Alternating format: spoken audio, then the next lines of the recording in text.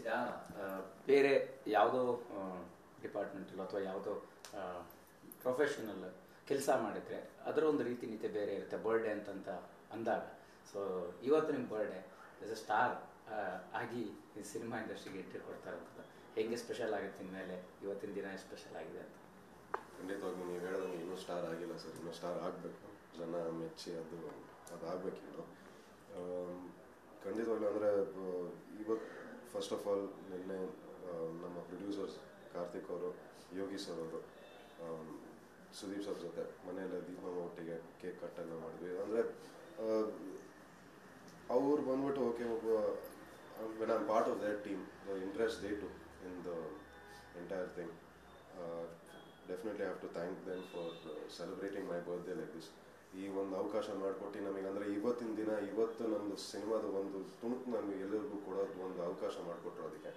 So ಎಲ್ಲದಕ್ಕಿಂತ ನನಗೆ ಅದೇ ಸ್ಪೆಷಲ್ ಆಗಿರೋದು. ಅಂದರೆ ಜನಕ್ಕೆ ನಾವು ಏನು ಸಿನಿಮಾ ಮಾಡ್ತಾಯಿದ್ದೀವಿ, ಯಾವ ರೀತಿಯಲ್ಲಿ ಏನು ಮಾಡ್ತಾಯಿದ್ದೀವಿ, ಯಾವ ಕ್ಯಾರೆಕ್ಟರ್ ಅನ್ನೋದು ಪರಿಚಯ ಮಾಡ್ಕೊಡೋದಕ್ಕೆ ಇವತ್ತು was the best day. So ಅಂದರೆ ನಮ್ಮ ಪ್ರೊಡಕ್ಷನ್ ಕಡೆಯಿಂದ ನನಗೆ ಕೊಟ್ಟಿರೋ ಗಿಫ್ಟ್ ಅದು. ಸ್ಪೆಷಲಿ ಸುದೀಪ್ ಸರ್ ನಿಮ್ಮ ಜರ್ನಲ್ಲಿ ಯಾವತ್ತೂ ಸಪೋರ್ಟಿವ್ ಆಗಿರುವಂಥದ್ದು. ಸೊ ಈ ಬಾರಿ ಅವರು ಏನು ಸಜೆಸ್ಟ್ ಮಾಡಿದರು, ಸೊ ಏನು ಹೇಳಿದರು? ಯಾಕಂತಂದರೆ ಪ್ರತಿ ಬಾರಿಗಿಂತ ಈ ವರ್ಷ ತುಂಬ ಡಿಫ್ರೆಂಟ್, ಯಾಕಂತಂದರೆ ಸಿನಿಮಾ ಆಗ್ತಾ ಇರೋಂಥದ್ದು. ಸೊ ಏನು ಸಜೆಸ್ಟ್ ಮಾಡಿದ್ರು ನಿನ್ನೆ ಅನ್ನೋದು? ಸರ್ ಅವರು ಆ್ಯಕ್ಚುಲಿ ಜಾಸ್ತಿ ಏನೂ ಸಜೆಸ್ಟ್ ಮಾಡೋಕ್ಕೆ ಹೋಗಲ್ಲ. ಅದು ಅಂದರೆ ಅವರಿಗೂ ಗೊತ್ತಿರೋದಂದರೆ ಅದು ಇಟ್ಸ್ ಆಲ್ ಎಕ್ಸ್ಪೀರಿಯನ್ಸ್. ಸೊ ಅವರು ಅದೇ ಹೇಳ್ತಾರೆ, ನಾನು ಅವತ್ತು ಪ್ರೆಸ್ ಮೀಟಲ್ಲೂ ಹೇಳಿದೆ, ತಪ್ಪು ಮಾಡಾದ್ಮೇಲೆ ಅದರಿಂದ ಏನು ಕಲಿಬೇಕು ಅನ್ನೋದು ಕಲಿ ಫಸ್ಟು. ಅವರು ಓವರ್ ಏನೂ ಸಜೆಸ್ಟ್ ಮಾಡೋಕ್ಕೆ ಹೋಗಲ್ಲ ಸರ್. ಅವರು ಆ ವ್ಯಕ್ತಿತ್ವದಾಗ ನಾವೇನು ಕಲಿಬೇಕು ಅದೆಲ್ಲ ಕಲ್ತಿದ್ದೀವಿ ಅವ್ರ ಕಡೆಯಿಂದ. ಓವರಾಗಿ ಏನೂ ಸಜೆಸ್ಟ್ ಮಾಡೋಕ್ಕೆ ಹೋಗಲ್ಲ ಅವರು. ಸಿನಿಮಾ ಇದು ವಿಷಯದಲ್ಲಿ ಬಂದಾಗ ಖಂಡಿತವಾಗ್ಲೂ ನಾವು ಏನೇ ಇದ್ರೂ ಒಂದು ಕ್ರಿಯೇಟಿವ್ ಆಸ್ಪೆಕ್ಟಲ್ಲಿ ಬಂದಾಗ ನಾವು ಕೇಳ್ತೀವಿ.